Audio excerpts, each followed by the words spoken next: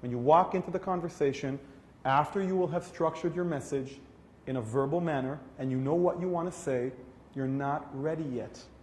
Now, start asking yourself, how am I going to utilize nonverbal communication? What do I know about me? And there are two things that you can do, two pillars that will help you build your messenger status. One, unique added value. When you engage with somebody else, the intelligence you have to have available to you, the knowledge you need to own is, what are they trying to achieve? What would they ask a genie in a bottle for? What is it that troubles them before they go to sleep? It could be an outcome that they're hoping to achieve. It could be an obstacle that they're hoping to remove. It could be a resource that they feel that they're lacking. What is it that they want? We live, for those of you who operate in the corporate world, it's really unbelievable. Never in the history of humanity has humanity as a species had ownership over more resources than we have today.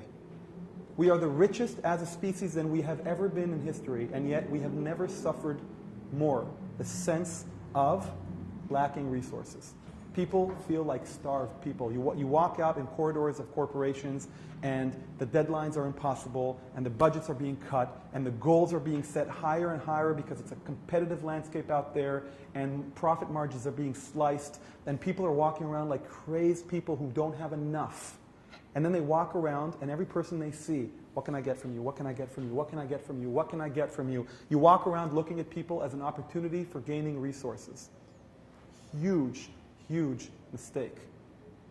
Crisis is an opportunity. It's a cliche, and cliches are usually cliches because they're true. And if people who feel starved for resources are in a crisis, your opportunity is to be the first person to be an asset to these people and say, here's what you want, here's how I think I can provide it for you. If you cannot reverse engineer from their needs to your needs, if you cannot find a way of positioning your opinion as a means to achieving something they want, your likelihood of persuading them, very limited. And it doesn't even matter if you have authority. In fact, authority is a trap.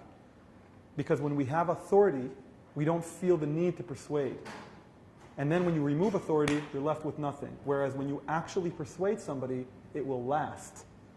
And so the key in unique added value, which is very counterintuitive to the way we argue and the way we persuade, is we are looking for an understanding what the other person wants. Contrary to the default, which is, I'm persuading because there's something that I want. I want you to stop eating meat. I want you to support that political party. I want you to come to this rally. I want you to buy this product. That's what I want. But everything that I want must be linked clearly, and if possible, uniquely to what the other person wants to achieve. And if I don't know what they want, I'm lost. I'm gambling. I'm a burden to them. I'm yet another stimulation in their environment that is asking to drain their resources. Give me something. But they're like you. They're walking around thinking, what can they get? And so the first person who's going to walk up to them differently than the others and say, I think I have a way of helping you achieve this. It's called leading with value. And it's the relevance test. When they hear you for the first 3 seconds, they're asking themselves, is this person relevant to me? Why? Because I don't have time. But if you start by saying, I know that you're trying to achieve this. I think I have a way of doing that. Can we spend a few minutes talking about it? Absolutely. And this connects to a Mark Twain quote, which I consider a pillar of persuasion. Talk to a person about himself, and he will listen to you for hours. And so it's not about me. Yes, I am the one delivering a message. I have an agenda. I want to convince you to think and behave in a certain way. That's true, and I hope that I will get there.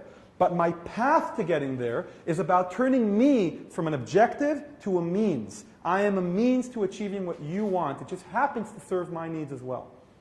And it's not a cynical thing at all. It's actually the opposite of cynicism. It's the epitome of win-win.